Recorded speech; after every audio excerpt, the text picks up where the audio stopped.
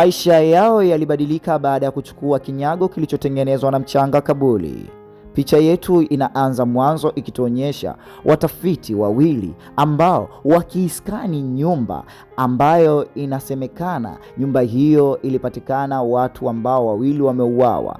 Watu hao wamekufa katika kifo cha kutatanisha, ambao ni Meng Chang na mume wake ambaye jina lake kidogo halikuwekwa. Kwa hiyo kifo cha Meng Chang na mumewe hakijulikana kimesababishwa na nini. Kwa hiyo watafiti hawa wanasayansi wakubwa walikuja kutafiti, ambaye ni Ai pamoja na Chang. Ai pamoja na Chang ndio watafiti ambao wametumwa na serikali kuja kuangalia kitu gani ambacho kimetokea ndani ya nyumba hii, wakiwa wanaendelea kutoa ripoti na kuendelea kufanya udadisi kwa kuskani nyumba hiyo kwa vifaa ambavyo viko vinatunza kumbukumbu na kusema ukweli kwa kila jambo.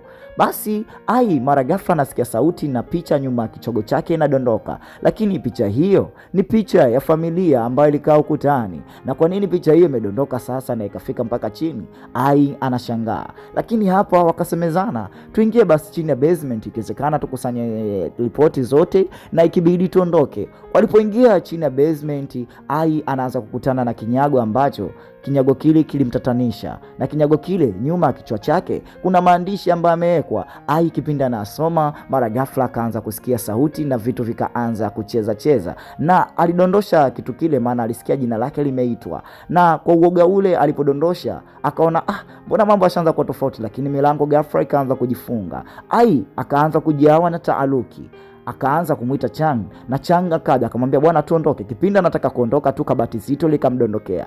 Chang alikuja kumwangalia Ai na damu nyingi zilimwagika kwa Ai zikielekea katika kile kinyago. Chang akushangaa kuangalia kulia kushoto, amuoni tena Ai, na anapofungua macho yake kinyago kile kaa chekundu, lakini macho ya mbele yake Ai anamuona tena Chang. Chang akaanza kurudi nyuma kwa uoga, kwa hofu, bila kujua ni kitu gani ambacho kimemtokea ndugu yake ambaye alidondokewa na kitu kizito, ambaye angeweza hata kufa. Hata ambresi hajapata na ujamaa anaamka tena. Jamaa kwa uoga anaanza kurudi nyuma, lakini na yeye kitu kizito kinamtokea na hakujua afanye nini anapovutwa na mtu na hajamuona. Kama ni mara ya kwanza kujiunga na Tam TV, usisahau kusubscribe, usisahau kutufollow.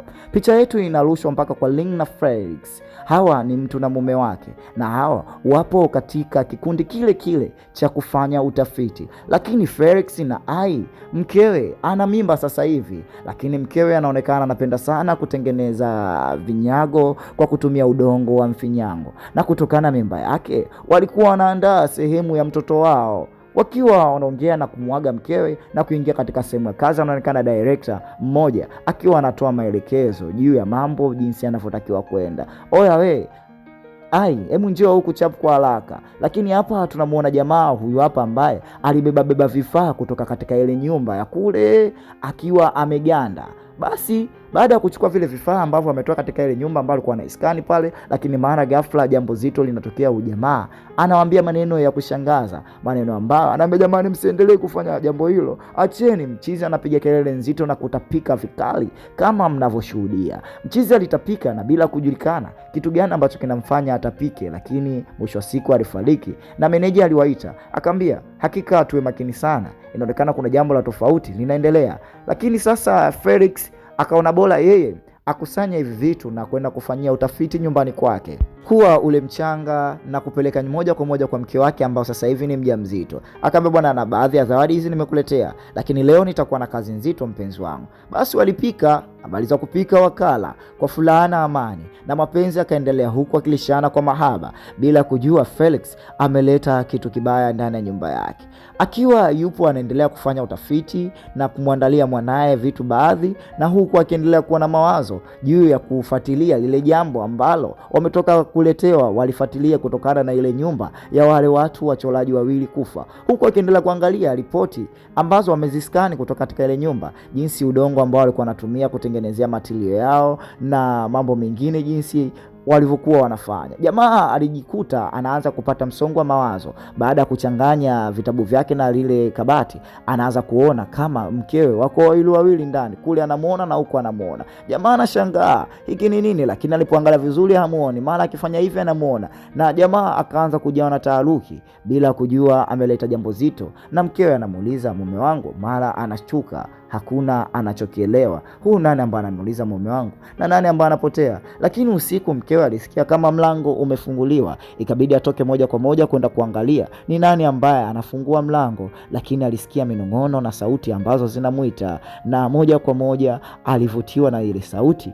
na kwenda kuangalia. Lakini CCTV tu, kamera, ndio ambayo alikuwa anashuhudia na ambayo ilikuwa anataka kudadisi huu ni nani, kama ni hatari apige. Lakini alipojua ni bosi wa nyumba alitulia kimya. Bibie alijikata ghafla na damu ile ikaanza kuenea katika kichwa cha yule mtoto ambaye alitengenezwa kwa udongo, na mwisho wa siku kumbe anamfungulia shetani aingie ndani ya mwili wake. Na shetani huyo alipata makazi mapya kwa ubibie. Mume hana moja amelala, dada aliingiwa na mdudu yule mchafu kutoka katika kwenye kile kinyago. Dada akiwa anaingiwa na mzimu na mumewe hajui lolote linaloendelea. Asubuhi yake dada yule alionekana kama mtu ambaye amechoka na hali ya mwili wake ikaanza kubadilika, akaanza kula kama hana akili vizuri, yani mtu ambaye amechanganyikiwa. Kipindi anakula, mara ghafla alijisikia tofauti, basi chakula chote akakirudisha tena kwa kukitapika, na mume akajua labda ni hali tu ya hewa kutokana bibi yule ni mjamzito. Na bibi yule akaona labda kutokana na mimba yangu, kumbe ni zahma ambayo imewaingia. Hapa anakutambulisha dada mtu anaitwa Liu. Huyu ni ndugu yake na yule binti ambaye ni mjamzito, ambaye ni mke wa Felix. Haya, amekuja hapa akamwambia, bwana shemeji, leo nimemix tucheze game. Ikiwezekana tucheze game, baadaye nitaenda zangu nyumbani. Wote wakiwa na masuala yao hayo, wao wakiingia kwenye game wakaanza kucheza. Lakini kipindi wanacheza hili game likawapeleka mbali zaidi ya mbali, maana usingizi uliwachukua na Felix akajihisi yupo katika ile nyumba, akiendelea kupekua na kufuatilia vitu ambavyo anatamani kuvijua kupitia katika ile kanda aliogewa na wale watafiti wenzake ambao walienda katika ile nyumba. Mara anaona vitu vinamtokea, mara watu wasiojulikana. Jamaa Felix anapiga kelele nzito, na mwisho wa siku anajigundua kama yupo ndani ya game. Na alipoamka bwana anamwambia, shemeji, mimi sielewi bwana. Akatoa, lakini huku bibie wake mkewe nani huyu mkewe hapa anajiangalia, lakini huu mdongo ama hiki kinyago kinamwambia nataka damu, na kinazidi kumcontrol kumpeleka katika kioo hiki. Na alipojiangalia alimwambia, naomba nataka damu kidogo, ikiwezekana unizibe hapa juu kutokana na damu yako. Kumbe anazidi kumtia shetani huyu nguvu ili mradi aendelee kumtawala. Dada alijikata na kuchukua udongo ambao alichanganya na damu yake, na alipima ile sehemu ambayo kichwa hiki kilipasuka, na akaanza kukiregeshea tena, kutokana bibi huyu na yeye ni mtu ambaye anajua sana kutengeneza vitu hivi kwa kutumia udongo huu. Basi kipindi anatengeneza na akaeka sawa, na akakuta mchoro. Hata jamaa aliporudi Felix akakuta huu mchoro wa kichogo hiki kimekamilika, na akajua kutokana mkewe ni mimba tu, na alipotaka kuingia ndani akaona bwana acha niachane nayo. Lakini kipindi anafuatilia hapa akapata simu kutokana kwa yule jamaa akiomba msaada. Hawa ndio watu ambao wa kwanza walienda na kuchukua vile vinyago na kuleta ndani ya kampuni, na hawa wanaendelea na uchunguzi. Lakini alipokuja huko alimkuta yupo katika hali mbaya, yani anajishona jicho lake mwenyewe kutumia uzi. Ina maana pepo huyu alimeshamuingia, na pepo yule anazidi kumcontrol, na huku mke wake akionekana akiendelea kutoa damu na kafara ili mradi kufanya uchawi. Kila anachokifanya huku mkewe ndicho ambacho kinamtokea Ina maana shetani huyu anamtumia mkewe Felix kumsambaratisha asitoe ukweli, asitoe siri zake. Kama aliwakosea, basi kila kijitahidi kuzuia mwili wake, lakini anashindwa. Felix kwa macho yake anashuhudia akiwa anapitia mchakato mzito ambao si wa kawaida. Alijinyonga Felix alijua amejinyonga tu mwenyewe kutokana na shetani lilomwingia. Lakini Felix baada ya tulia na kuvuta hisia vizuri, kuna jambo ambalo analiona kwa macho yake. Ai amepoteza maisha, lakini huko bidada hana moja wala mbili. Na alipoingia katika kompyuta ya Ai alikuta michoro tofauti ambayo Ai alikuwa akiifuatilia. Na kutokana na shetani huyo sasa hivi anataka kutumia mwili na kuendeleza maisha yake vizuri.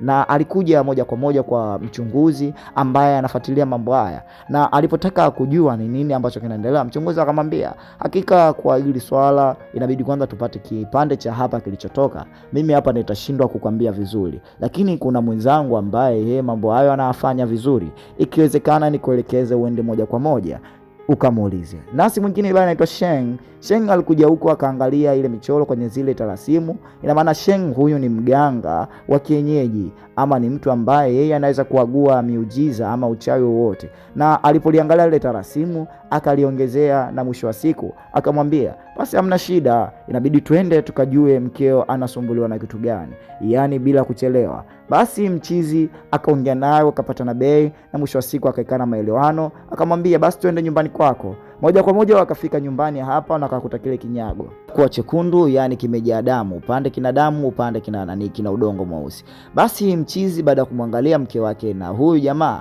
viti vikaanza kuwasogelea, akamwambia, wewe hakika mimi uniwezi. Na alipoanza kufanya maombi, miujiza, sauti nzito na toba nzito ikiendelea, mwanadada akiwa na mimba. Lakini uchauli kwa mkubwa sana, Sheng ukataka kumsumbua, lakini Sheng alipambana nao vikali, huko Felix akishuhudia mkewe jinsi anavyopata shida, lakini akaja akaudhibiti na akaweka tarasimu. Alau kidogo uchawi ule ukaanza kupungua nguvu, na jamaa akamwambia, unajua mkeo ameingiwa na ushetani ndani ya siku 7 mpaka sasa hivi, na ushetani ushakomaa. Kwa hiyo shetani huyu inabidi tumtoe haraka sana iwezekanavyo kabla hatujachelewa, maana mkeo anaweza kuwa mtu hatari sana, ama mkeo akapoteza maisha. Jamaa akazidi kumdadavulia na kumwelekeza jinsi ya uchawi huu, jinsi ulivyomuingia mkewe, na hapa inabidi wautulize. Basi kwenye maelezo yale, na mwanadada aliona kila kitu na kuhadisiwa mambo yote ambayo ameyafanya mpaka sasa hivi wamemfunga kamba. Jamaa akamwambia, bwana hakika hiki kinyago kitaleta madhara sana, inabidi tuangalie hiki kinyago tunafanya. Akamwambia, suluhisho la ndugu yako au mke wako kupona, tupate dada yake, mtu ambaye anaendana naye damu, ama kaka yake kama naye, ama mama yake, kwa sababu tutapofanya ibada yangu nitaita mizimu na kutumia damu ya huyo ndugu yake, mimi nitaona kila kitu na chanzo cha huu tatizo ama chanzo cha huu ugonjwa kwa mkeo. Basi jamaa alipoambiwa maneno yale akamwambia, bana huyu ana dada yake ambaye anaitwa Liu, na huyu Liu akaiapa ikiwezekana tutoke moja kwa moja mimi na wewe twende kwa Liu. Jamaa bila kuchelewa na bila kupoteza muda akamwambia, basi beba hiki kinyago na tusifanye vya kuchelewa, moja kwa moja akaingia na gari na kwenda moja kwa moja na mgonjwa wao mpaka kwa ndugu yake. Na huyo akamwambia, bwana hakika dada yako ama mdogo wako anasumbuliwa na hiki kinyago, na hiki kinyago inaonekana kina mizimu, na hii mizimu ndio ambayo sasa hivi inampelekea malazi. Kwa hiyo kuna ibada ndogo hapa nataka tuifanye, tupige zikri kidogo, ikiwezekana tupate mawasiliano ya miungu ituonyeshe kitu gani ambacho kilimtokea ndugu yako na kwa nini shetani linamsumbua. Ibada ikiandaliwa na dua zikifanywa, ili mradi wajue huyu bibie anasumbuliwa na kitu gani. Basi mwanadada baada ya dua kuanza alijikuta ameingia katika sayari nyingine na kumuona dada Meng Cheng, yule mdada wa kwanza kabisa, ikionekana akichukua udongo wa kaburi na kwenda kutengeneza. Lakini mara ghafla mimba yake iliharibika yote, na Meng Cheng alilia sana kutokana alitegemea mtoto. Baada ya Meng Cheng kutokewa na tatizo lile, akaona bora achanganye udongo ili mradi apata tamdori, ili mradi ajifariji kutokana na hali yake yeye amepoteza mtoto wake. Basi Meng Cheng yule dada akaanza kuchanganya udongo ule ambao ulichanganywa na damu ya period na kutengeneza mdoli, na mwisho wa siku akautia ndani ya moto na kukausha. Pale ndipo alimzalisha huyo kiumbe shetani na nafsi ikakamilika, yani midoli mwisho wa siku ikawa mtu, na mwisho wa siku akajikuta anaua familia yake yeye mwenyewe bila kukusudia kutokana na yule mtoto wa udongo aliyemtengeneza, na mwisho wa siku alijutia. Mwanadada Liu anasema, hakika mimi siwezi naomba mnitoe. Anaendelea kuangalia kina kinachotokea utuambie. Lakini anajikuta Meng Cheng ameua mume wake kutokana na yule nguvu ya shetani na kuandika talasimu zito ndani ya kichwa chake. Na mwisho wa siku, ili mradi hii shetani lisiendelee kudhuru watu, na yeye akajitia katika chumba kile cha moto na akajiteketeza. Lakini haikusaidia yeye Meng Cheng kujiua. Lakini kilichotokea, Meng Cheng alizidi kuwapa watu matatizo. Bwana jamaa Felix na Sheng baada ya kuona mambo yote haya, bibi lao amewaonyesha kupitia miujiza ile ama dua ile ambayo walikuwa wanaiomba. Wakajua namna gani wanaweza kufanya, na wakasema hakika hatuwezi kupoteza muda wetu hapa tukaendelea kujadili namna gani tunaweza tukasaidia, lakini inabidi twende sehemu ya chanzo cha hili tatizo lilipotokea, ili mradi tupambane nalo. Moja kwa moja wakaingia ndani ya gari kuelekea huko kwenye chanzo cha tatizo ambalo limetokea, na mchizi akaanza kuangalia dua za mwisho ambazo dua kali ambazo zinaweza zikamsaidia katika dua zake, na akachukua ilizi akamwambia, lolote likitokea hii ilizi itakusaidia kwa sababu wewe ni binadamu wa kawaida, huna kipawa nilichokuwa nacho mimi. Basi kabla hawajaingia, jamaa akachukua tena ile skani yake ya kuiskani nyumba kabla hajaingia ndani. Basi akaendelea kuiskani nyumba ile akiwa yuko nje, na huku akiangalia matukio yote ambayo wapi ataingilia, wapi atapita, wapi atatokea, huku kile kinyago kipo nyuma cha huyu. Lakini kile kinyago kumbe kinaonekana kilipasuka kichwa, na upande wake mmoja ambao uliachwa huku kichwani, ambapo mkewe ndiyo ambaye alienda akakimalizia ama kukiziba ile sehemu yake ambayo imetatuka. Na leo anaona kile kitu, yeye bado yuko huku nje, lakini kutokana na ule mtambo ambao ameuvaa ulimpeleka moja kwa moja mpaka ndani, na akawa anachunguza ile nyumba kabla hajaingia ndani. Huku huyu mganga mambo mazito na mambo makubwa yanamtokea, yani mashetani ambayo yapo ndani ya hiki nyumba, ama shetani ambayo yupo katika ule mdori na mashetani wake, ngumi nzito zinapigana na kila mtu anavuta pande yake. Mganga akaona baada mashetani yangu mimi, ngoja nivunje kwanza mifupa ya huyu mama ambayo yuko humu ndani ambaye ametengeneza. Lakini huku jamaa inasadikika amepata kile kichwa sehemu ya juu na mkewe anaamka. Sasa alipofanya hivi kumwangalia mkewe anamkuta kapotea, ikabidi aingie ndani ya nyumba na aendelee kumsaka mke wake. Na hapa alimkuta mganga yupo katika hali mbaya, na mganga mlango ukafunga. Lakini sasa je, Felix anaweza kupambana na mkewe na anaweza kumshinda mkewe kutokana na shetani ili mradi mganga asife? Akachukua ile ilizi na kumweka mkewe kichwani, na alipomweka mkewe kichwani kidogo hali yake inarudi safi na salama, na mganga anapata kutoka na fuvu la ule mama. Lakini anapotoka hapa, anapoangalia wanajikuta hawawezi kufanya kitu chochote, na mganga hata alipoandika matalasimu, alipoandika dua nzito ili mradi waendelee kupambana. Na hapa akachukua ule mdoli na jamaa akaanza kuperform dua zake na kuzikiri, Mungu tusaidie. Lakini anajikuta yule shetani ana nguvu nyingi, alipotoka mule kuweka katika ile kichwa ambacho alitengenezewa, alishindwa kuingia na kile kichwa kilipasuka vipande. Na alipoangalia tumbo la bibie akahisi yule shetani alishafanya kila kitu, kwa sababu kumbuka alikuwa ni mtoto na ule mama alipoteza mtoto wake, na udada alikuwa na mimba, kwa akajikuta nafsi za watoto wengi zinakaa tumboni. Mganga alipotaka kwenda kudhibiti ile swala, bwana Felix anazuia, anamwambia Cheng, mke wangu nampenda sana, kwa nini mkose mke wangu, na mimi mke wangu nampenda. Felix anamwambia, bwana hakika mke wangu nampenda. Changa anamwambia, tulia wewe, mkeo atapoteza maisha ama mtoto atapoteza maisha, hakika chagua moja tulifanye, tumuokoe nani? Ama unaweza kujipata mbuzi ama ukajikata wewe mwenyewe ili mradi damu yako itumike na ushetani aingie ndani ya mwili wako, ikiwezekana tumtolee huko. Sasa hapa wanazidi kuangalia mbinu, na kwa kuwa mganga alivyokuwa anakuja hapa alikuwa anasoma mambo mengi, basi Felix baada ya kusikia vile akajikata na kudondosha damu yake ndani ya kinyago hiki ili mradi aamie huku shetani. Kweli yule shetani alitoka katika mwili wa bibie na kuingia katika mwili wa Felix, na Felix akabadilika, akakishika kile kidude. Hata Changa alipokuja hakuweza kufua dafu, alitupiwa mbali, kwa sababu shetani huyo amegain tena nguvu mpya, tena nguvu ya mwanaume. Lakini Felix anajitoboa tena jicho kwa kushinikizwa, kwa sababu anatamani kujikontrol lakini anashindwa, anatamani kujizuia lakini anashindwa. Changa aliamka tena mganga na kumweka tarasimu kali za dua ambazo zilimtia moto Felix, na mkewe anamwambia, mume wangu hakika nakupenda sana, usiniache.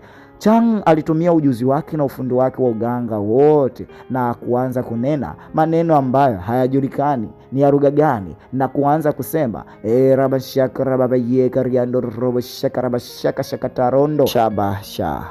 Basi pepo lile lilidondoka chini na walilishinda, na maisha yakaendelea. Wakaendelea kuweka maisha yao safi na salama, yaani walifanikiwa kila kitu, na hapo ndipo wakaanzisha maisha yao mapya na wakajifunza kutochukua vitu ambavyo havihusiani na wao ama haviwahusu. Wanangu, wadau wangu wa Tam TV Recap, kama ni mara yako ya kwanza kujiunga nasi, basi sahau kuondoka hapa, inabidi usubscribe ama utufollow kwa video nyingi zinazokuja. Ni mimi hapa DJ wako Fei Bash kutoka Tam TV. Chao, tukutane wakati ujao.